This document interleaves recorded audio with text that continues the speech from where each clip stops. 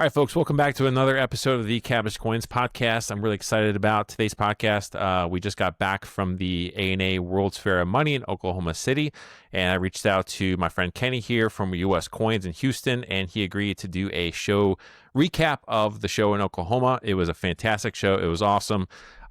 Kenny, I don't want to kind of screw up kind of the intro. I wanted you to give a chance to introduce yourself and US Coins. So just let everybody know who you are, what US Coins is, and we'll get into talking about the show. Yeah, hey, man, Tony, I really appreciate you asking me. My name is Kenny Duncan Jr. from US Coins and US Coins and Jewelry. We are a family-owned and operated business here in Houston, Texas. Coin shop, wholesale department, some retail. We do some modern.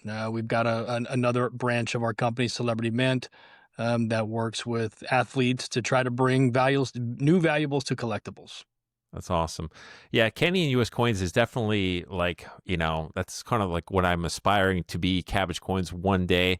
These guys are like on the other side of the spectrum. These guys are huge. They're like everywhere, and I'm just kind of still boutique, and I'm getting growing. But Kenny, I believe, and his brother have a podcast as well. You guys have what is it called? It's called the Coin Shop Podcast. Is that right? Yeah, the Coin Shop Podcast. Yeah. So these guys have been on YouTube for a while, and I thought, hey, this would be a fantastic time to do a little collaboration and talk about the show, get his perspective, and it's going to be. I got my perspective out there in like the economy section at my very first table, a large show. And then you have Kenny had this enormous, awesome section right in the center of the floor with US Coins. So I think everyone out there is going to get two different, maybe slightly different perspectives, or just kind of different ways of looking at how things went, for the course of this show. But, going into Oklahoma City, there was a lot of speculation about whether it could host an A&A successfully. What were your expectations going in, and how did reality, compare to that?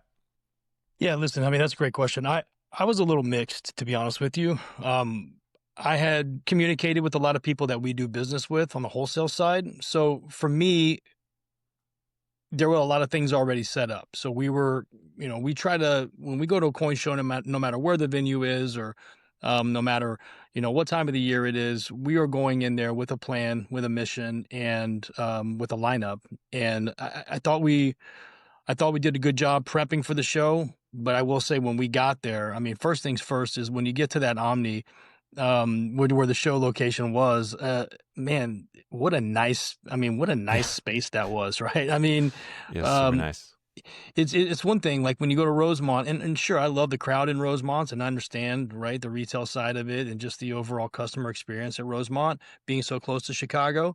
But it's hard to it's hard to get set up and to get going sometimes there. If you where I lay my head sometimes is some of the most important. How comfortable am I at these shows, right? Yeah. So when I got there, I was surprised by how quick it was from the airport to the actual hotel.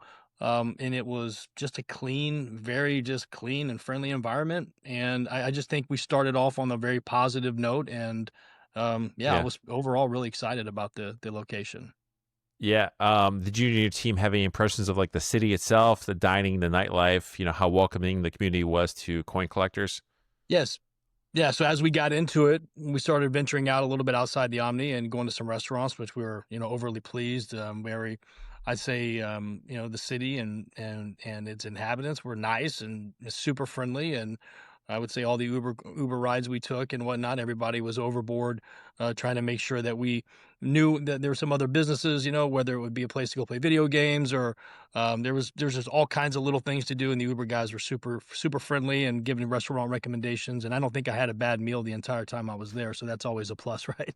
Yeah, I agree with that. I was really surprised at the quality of the food in Oklahoma City. I don't think I had a bad meal, like you just said. There was a couple places I went to a couple times, and the only thing I would say, you mentioned about Uber, is do not walk in Oklahoma City in the middle of the day. Not because it was like a super safe city. It was awesome from that perspective, but it was hot as all get out. It was really, really hot. I mean, you're from Houston, right? So like, Yeah, You it's a guys different know. kind of hot, right?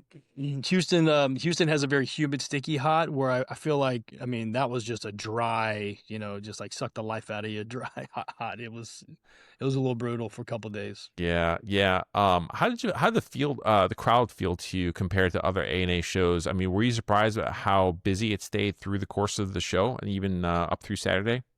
You know, yes and no. Like I felt there was a crowd, right? And there were definitely more people there on Thursday and Friday than I expected to see.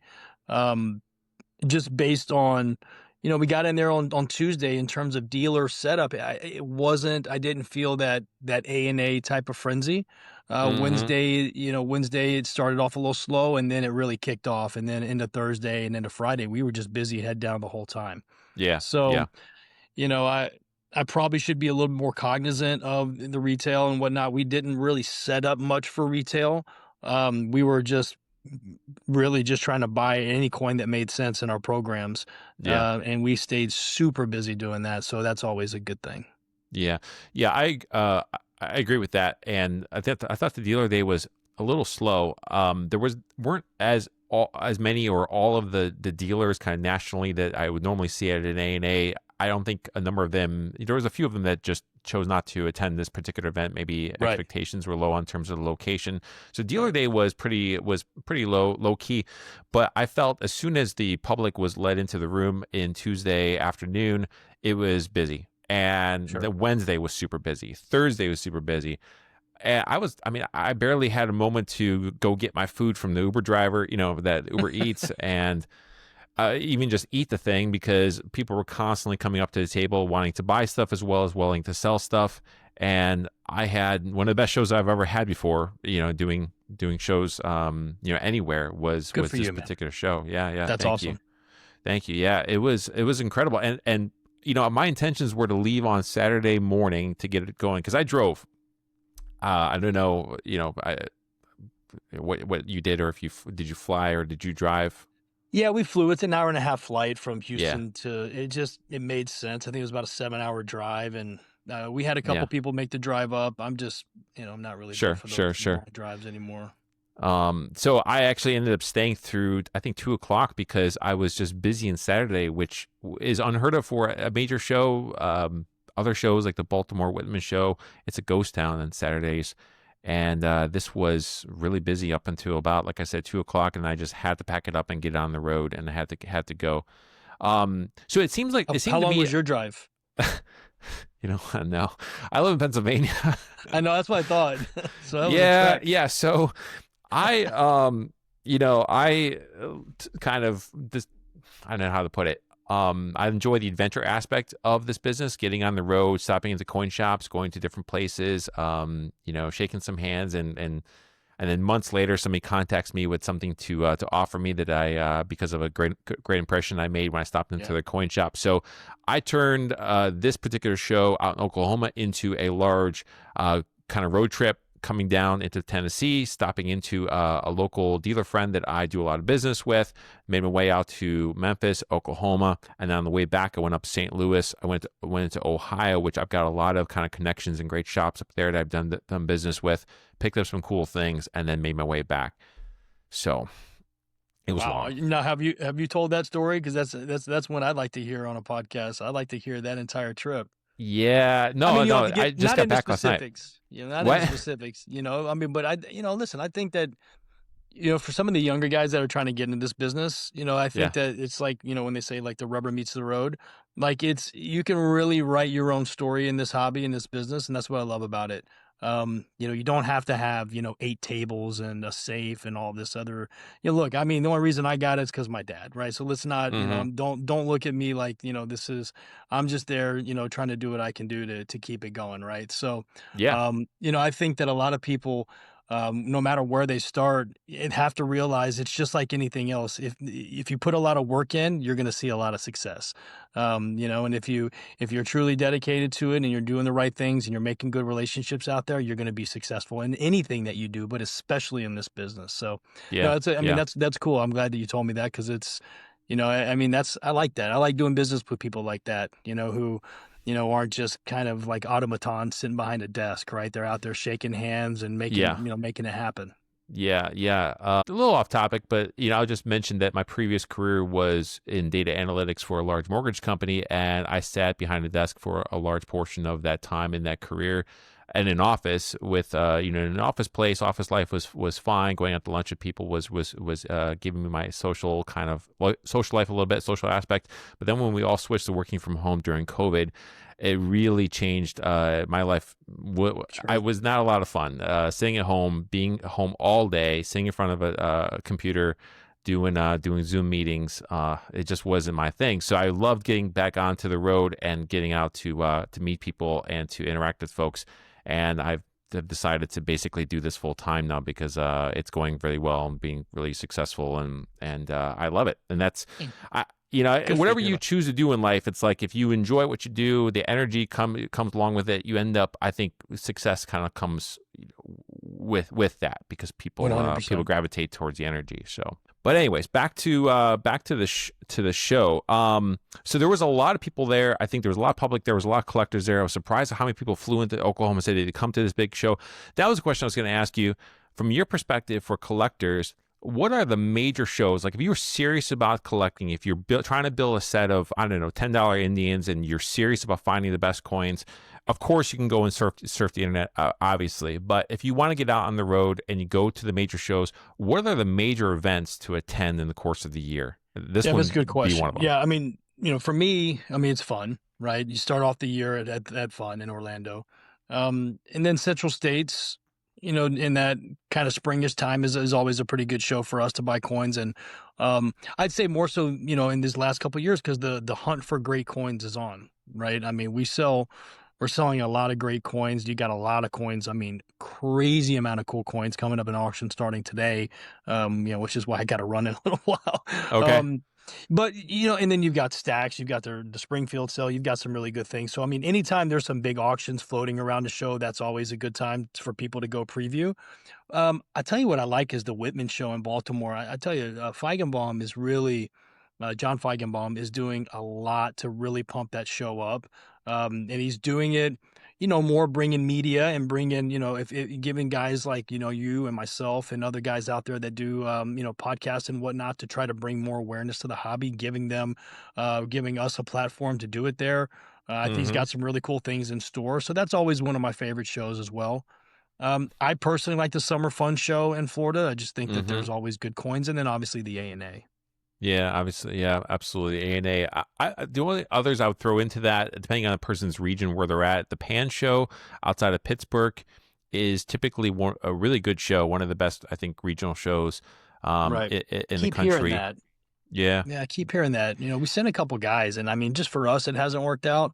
But maybe from a retail perspective, because there is a lot of East Coast dealers there, probably for retail coins, it's probably really good. So what about Texas? So you're in Houston there. I used to live in Dallas. I lived in Dallas for 5 years. Texas is enormous. You could drive an entire day and you're like still in Texas, and you're like, when's this place ever end? I'm surprised. I mean, what's like the major show in Texas? If I wanted to come out, visit my friends again in Texas and need an excuse to fly out there, what's the major one to go to? Yeah, the TNA was the show. It was in believe not either Grapevine or Fort Worth. I think it's Fort Worth actually. And it is going back to Fort Worth. They moved it to Conroe this year. I think it was very, I'd say paltry at best. So I would think that that's a good one. You can come in and you fly into Dallas or Dallas Love there, or you've got multiple ways in. It should be a lot better, but you're right. I mean, just to get to your real point, Texas is slacking on the shows big time. It always has been, in my opinion. But I will say, I think that a lot of the older guys were so used to going to the TNA and it was just like an event. It's normally around the end of May, beginning of June. Yeah. And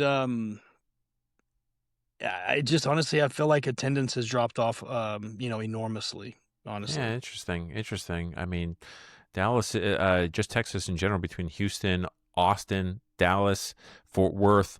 I mean, it's a strong part of the country from a wealth perspective, from a wealth creation perspective. I mean, there's a lot of businesses there, there's people there, etc. So I'm kind of surprised, but yeah, maybe they'll turn around in the near future. So let's talk a little bit more about the coins at the show. People are always interested in like trends in the hobby and so forth. What types of questions from collectors or coins did collectors seem most interested in when they came to your booth? I'd say right now, I feel like Morgan dollars are getting hot again. There was like a Okay. few customers walking Yeah. around filling dollar sets, right? Um, and then type. I mean, look, let me just cut to it. I mean, anything PCGS with a sticker on it is just hot. Mm-hmm. It's a commodity in itself, right? Okay. Yeah. I came back and I was talking to my traders, and I swear I looked at some of the coins we sold, and I feel like we sold them too cheap, right? Because I can't find those coins to replace on the market, right? You Yeah. have to produce them, and producing them is so hard Yeah. that I So- just feel like anything PC with a sticker on it is just almost impossible to keep in stock. Yeah. So for those out there, when Kenny says we need to produce coins, and correct me if I'm misinterpreting, but I believe Sure. what you're saying is that to find these coins again in the marketplace, get them ready for retail, meaning submit them to PCGS or to a grading company and get them certified, get them retail ready.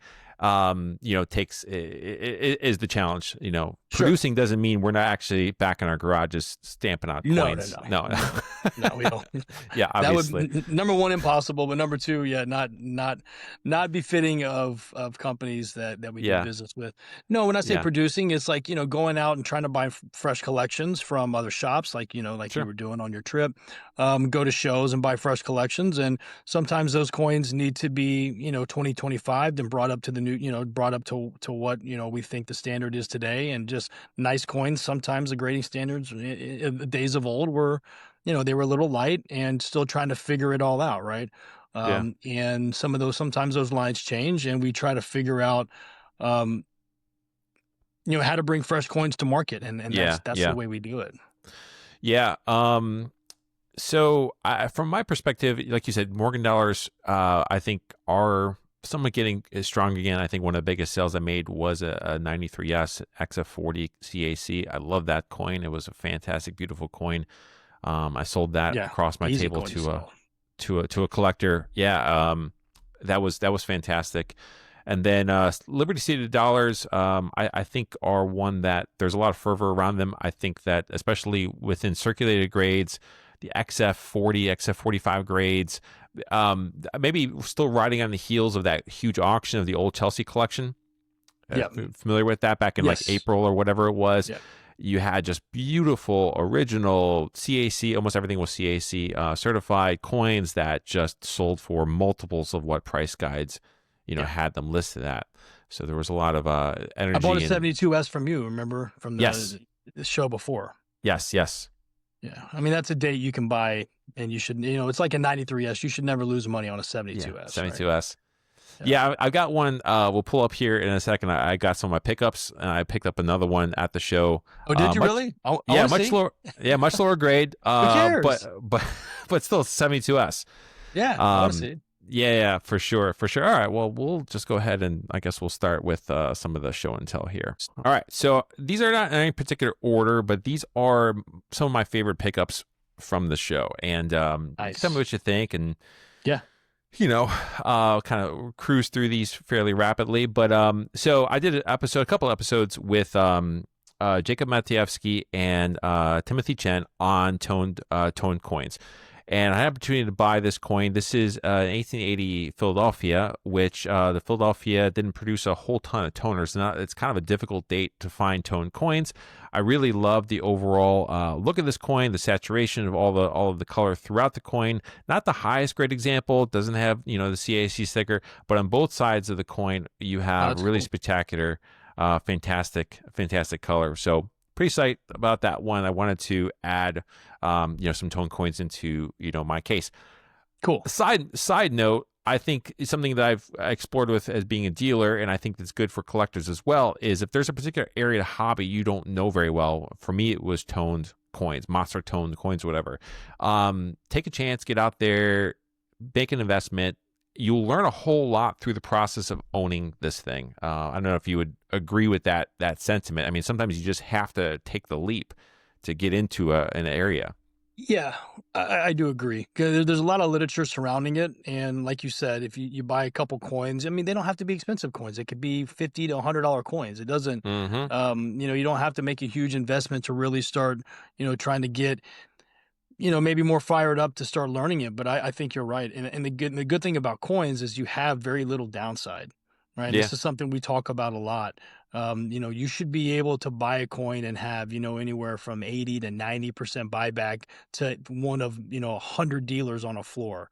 Yeah. So it just should give the consumer a lot of confidence. If you want to, for me, for instance, for myself, just speaking in my own experiences, is that when I want to collect something, there's nobody that gives us a coin dealer a deal. It's always, 2x or 3x, the replacement cost. And I'm just not going to do that, right? I'm not going to Yeah. go down and buy some rare mineral for $5,000 when they've got a $1,500 buyback on it. To me, it doesn't sound like a very good proposition. But in No. coins, if you buy $1,000 coins, about $1,000 coin, I'd be shocked if you couldn't get 900 from 3 or 4 dealers like Yeah. within Yeah. 10 minutes, right? So Yeah. Yeah. Very limited downside. It's a good point. I think Yeah. it's one of the things we don't talk about enough, to be honest with you. I really do. I really do. Even when look at the sports card hobby. I mean, these guys, they bought a $13 million Jordan Kobe card last night. I mean, Heritage Who are gets these guys? Who are these guys? well, it's These- Kevin O'Leary and Shine and another. Yeah, I mean, Oh, wow. it's all over the news. Yeah, they bought this Kobe Jordan dual logo man dual autograph card, and it brought $13 million in Heritage. And think about the auction fee in that. I mean, it evaporates, right? Yeah. Your money just literally evaporates. Yeah. Where do you get liquidity on a card like that, right? If something happened, I mean, where can you go get 6 or 7 million hopefully for it? To me, Mm-hmm. not a really great proposition, right? So Yeah. I just feel like with the coin dealers, a lot of times we don't talk about the buyback and talk about, and it's not even me. There's hundreds of dealers that I think would treat you fairly, and that's one thing that I don't feel a lot of other hobbies have. Yeah. So not to get on my bandwagon, but my soapbox, but I feel so strong about the hobby and how underrated I feel like coins are. Just their buyback alone should get some people to dip their toe in the water. Yeah, you have a hobby that's pretty well established. I mean, not just in the last 10 or 20 years, but we're talking about centuries, and kind of. I mean, it goes back a long, long way. Coin collecting, the hobby of kings, like the king Kings of the were collecting hobbies. coins, right? Yeah, I mean, exactly. what else do you need to know? Like, it's been around forever, right? Yeah. Literally forever. Yeah, yeah. So this is one of my favorite pickups from the show. This is one of these coins that I would love to just keep for myself. If I didn't have a business I was trying to build. This 1829 over 7 over date, and what that was referring to, it's hard to see here, but the original die had an 1827 stamped into the die, I guess stamped into the die to create coins, and they reuse the same die and they put a 9 over it. So we call it a 9 over 7, and you can kind of see a little bit of a nub here. I don't want to zoom in too much. But anyways, yeah, you can kind of see right there. There's a little bit of a nub. I just love the originality of this coin.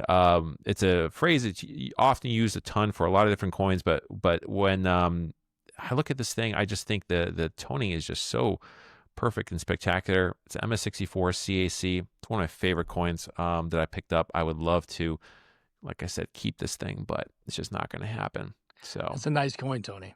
yeah, appreciate it. It's a really nice coin, yeah. This is something that was, I think I want to throw some gold into this mix. I didn't buy a ton of gold that I loved, but this was just a 75cc in AU58, pretty high grade, but with the CAC sticker. It's tough to find Carson City gold, I feel like, with CAC stickers. You might look at this coin and say initially this is kind of ugly, but this is a look. I believe this is referred to as like the Euro look, right? Yeah, right. Can you explain that? It's got typical Euro look. A little dark on the devices. I mean, a little dark on the high points. Yeah, But yeah. look at the luster underneath. I mean, the coin's got 62 plus luster. It's just got a little bit too much friction, and I think it's graded, right on the money. And the CAC sticker gives the customer some confidence. But no, I think that's a great looking coin. Yeah. To me, that's as wholly as original as they get. I mean, that's for 58. That's a great coin.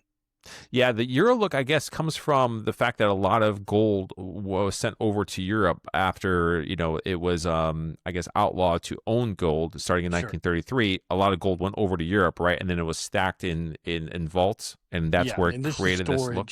Yeah, just the storage alone just got, gets a little stuff on it. But again, I mean, if you've been around and you've seen these coins, that's very market acceptable. Yeah, exactly. That's the reverse. Now, some dealers would say, I don't want no Euro look, but that's generally on generics and things like that. Mm-hmm.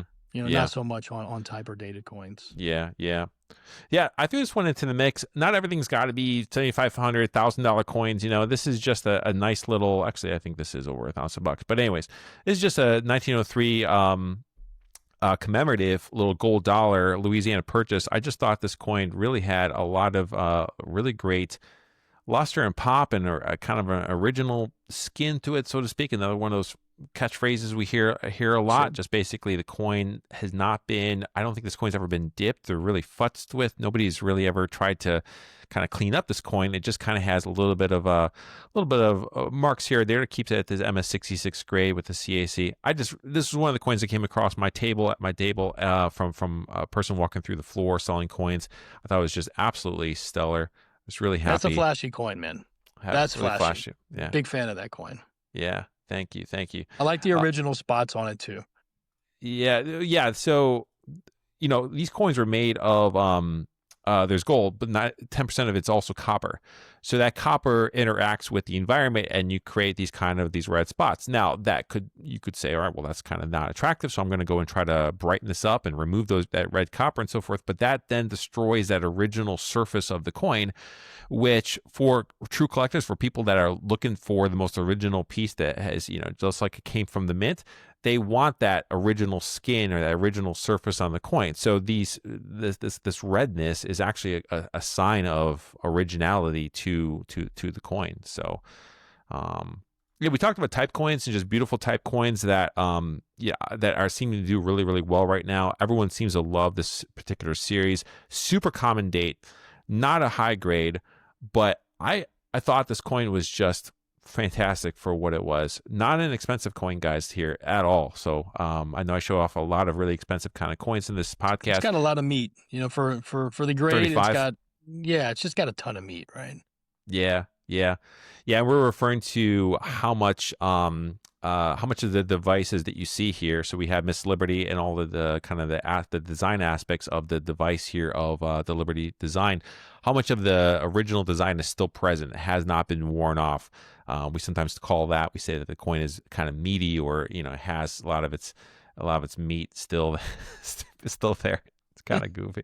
So this is the 72S, not a high grade, not at all. Part of this Richard August collection, and this walked up to the table. I had an opportunity to buy this, and my rule is if I see a 72S, I buy it, as long as it looks good. So is it for sale? Can we do a live negotiation for it right now?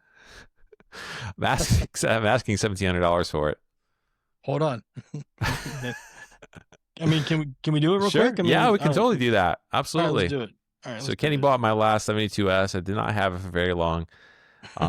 Because all of these coins, so as he does his research here, I will tell a little bit about the 72S, the seeded dollar here. So there's only 2 years, I believe, maybe it's 3, maybe there's a 70S2. I don't think that is an obtainable coin. But anyways, the 59S and the 72S, both these are minted in San Francisco, and they were primarily minted for export, to assist kind of U.S. kind of trade relations over in Asia. And so they're very, very difficult to still find, because these coins would have to make their way back somehow into the United States, into circulation here, and then be saved and preserved and so forth. So this is a coin that I personally had to pay up for. This coin, I don't really know what the right proper price is. Go ahead. Just tell me what you think. No, listen. I think anything's worth $1,500. Honestly, right? I think anything straight grade VG plus or better has got to be worth $1,500. Okay. So that's someone. There's an auction record, obviously, right? So that's to me probably a moonlight buy. And people just probably not really keying in on it and probably looked right over it. That happens all the time. So I mean, it's something like I think is worth $1,500, at any given time. But I will buy it at $1,700 just because I like it. It's a really good coin. Well, that's a huge surprise. And listen, and it's like a 93S. Like I overpay for 93Ss all the time, and I still make money. I keep telling my guys, you should never lose money on a 93S dollar, right? It just should never happen. Gotcha. Well, you have it there, folks. I appreciate the deal. Sweet. Yeah. What's next? Live negotiation. I just sold a coin on my podcast. That's awesome. So thank you. All right, cool. So the next is also pretty awesome. This is my favorite thing that walked up to my table. I had an opportunity to buy this. It's an NGC holder, but this is a $17.95 bus dollar AU50. The reverse is Small Eagle. And I absolutely love this coin. Now, to be completely honest about this coin, this did not cross into PCGS holder, and I'm shocked at why, aside from maybe they just did not like this additional kind of circulation here on some of these high points. What do you think? So believe it or not, that's my old coin. Oh, really? Yeah. Okay. That coin, I don't get it, and this just kind of goes back to, look, there's nothing wrong with NGC coins. NGC's been around a long time grading coins, right? Some people, I hear some of the younger guys that come into the hobby and they're like, oh yeah, why don't buy anything NGC? I'm like, why not? I make a lot of money on NGC coins. Yeah. That's a really nice coin. It's a fresh coin. I mean, the coin was, I believe, really new to the market. There's no, I can't answer it. I don't care about all that little stuff. I still think it's an AU. I mean, maybe there's a lack of luster a little bit. Maybe that could be the argument, but I mean, the coin's got, again, going back to saying it's got a ton of, of original, it's got a ton of its original strike left there. The hair looks great. There's some luster in those locks. So I don't know. I mean, I'm sure you bought it at a great price. And yeah. This is a coin that I believe they made on a screw press. So so these are often struck fairly weak, I believe. And this is one that has actually been struck up fairly well. It's a gorgeous coin. I had no idea that you guys previously owned this, but you guys buy fantastic coins, amazing coins. So that doesn't surprise me at all. $17.95 market is heating up too, right? I mean, it's been that way for a few shows. $17.95 market's definitely heating up. So I just thought it was a great example. We sold that coin a while back, and when you threw it on the screen, I was like, oh, I've seen this before. Yeah, but that's cool because that's what coins are supposed to do. They're supposed to travel, and that's what I love about the business. And I'd buy it back too. You could shoot me a price on it. Well, yeah, I'm the number. I'm just kidding, man. Okay. Yeah, this is one of these that, like, when I would love to try to kind of retail this on my website and bring it to shows and so forth. I'm going to have it at the Rosemont show coming up next month. So we can chat more in person, I guess. Yeah, at the event. So we'll put you on the spot and be like, I want $15,000, Kenny. Can you do it? All good. All right. So just a couple. Speaking of being on the road, these are a couple of the last two ones I have are things I picked up on that road trip back. So I ended up going up to St. Louis, went over to Ohio, stopped into a coin shop, and they were just really surprising to me as being, this is a super common coin, 1827. This is less than $1,000, folks, and it's just, I really love the look of this coin, and the reason I love it is because I picked this up on a road trip, kind of swinging through a coin shop on my way back. Just overall, nice color around the stars here. The luster is amazing on that coin. Yeah. Jeez Louise, look at that. So pretty. Yeah. That's a great coin. Yeah, thank you. And then the last one, this is another one I picked up at the same coin shop, and I bought this basically a right around bid for this 1900 over Carson City, kind of over stamp here. And I just thought this had really interesting, great color for especially a coin that I was able to pick up at such a great price. So, and I don't know about the 18, you showed an 1800, the 1880p before. I've seen a few of those tone. I have not seen very many over CCs tone like this. So this one definitely worth a nice premium. Nice. Okay. I like it. Has this coin been to CAC? It has not, no. Yeah, I mean, it's worth a shot. I mean, it's a stud. Hmm. I'm a fan. Well, the same shop had two of them. So the other one wasn't as nicely toned as this one. It was pleasant, but it wasn't nicely toned. Also an MS64. So I might need to stop Did they look back like they were together? I didn't check out like the serial numbers. I didn't check it out. I can't remember. You always got to do that to see if they graded them consecutively, right? And then to see if they were a part of a roll or a part of a deal, because I mean that stuff does matter in the grand scheme of things. But yeah, in that situation, you buy them both. Okay. You can cut it out if you want, but I'm just telling you that's what. I mean, for me, I mean that you never see O over CCs with that look pretty like that. I mean, I won't. When I say never, literally, I mean never.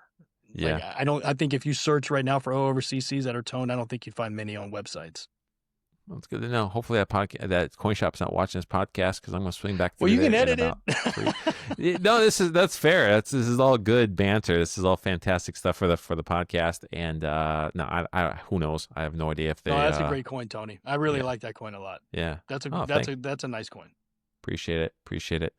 All right, so I'm going to stop the share and just you have like 2-3 more minutes, or do you need to get going? Okay. Yeah, let's. I got 4 minutes. Okay, so with the rise of online sales and live streams, how do in-person shows like the A&A remain relevant and valuable? I think it's a great question. Well, it's good. Yeah, it's another good question. I mean, I think hopefully what they're doing with the live streams and the online selling like that is bringing more awareness to the hobby to more people and masses, right?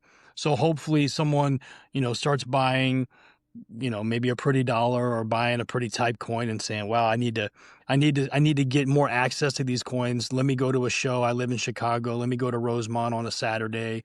But I think, too, I think it brings more people, but man, more people have to stay at the shows on Saturday, right? Mm-hmm. I mean, and myself included, I'm that guy that comes in early and wants to leave early, and I've got to be better at being there and being able to help these customers that are coming in, because I do believe it's bringing in a whole new class of customer.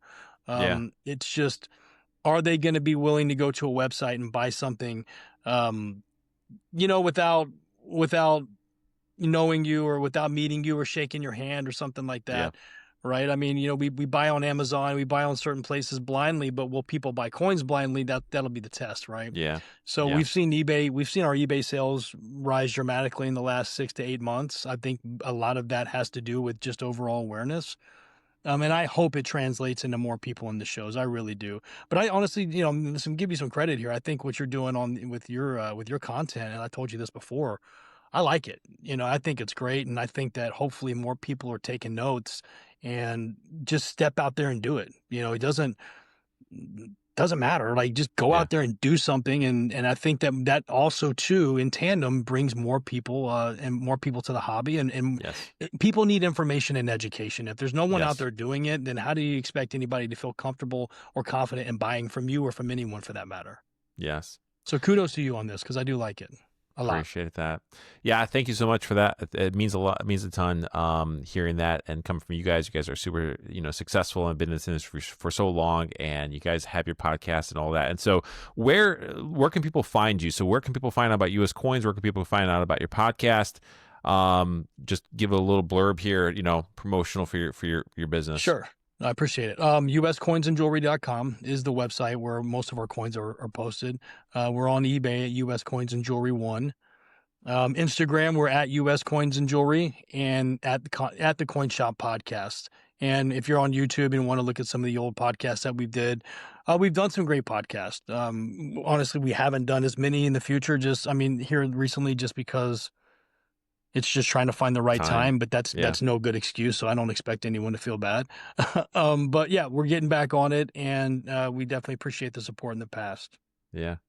All right, Kenny, thank you so much for doing this. This has been awesome. I think everyone's going to find this episode very educational and informative, and get them psyched up for the next big coin show. So I know you got to run. Thank you so much. And hopefully we'll see you at whatever the next big one is. I'll be out at Rosemont, so I'll see you. Oh, you'll be at Rosemont. Okay. Yeah, I'll be out there for a few days. Cool. Awesome. Tony, thanks again for having me, man. I appreciate it. Yeah, thank you so much. All right, have a good one. Bye-bye.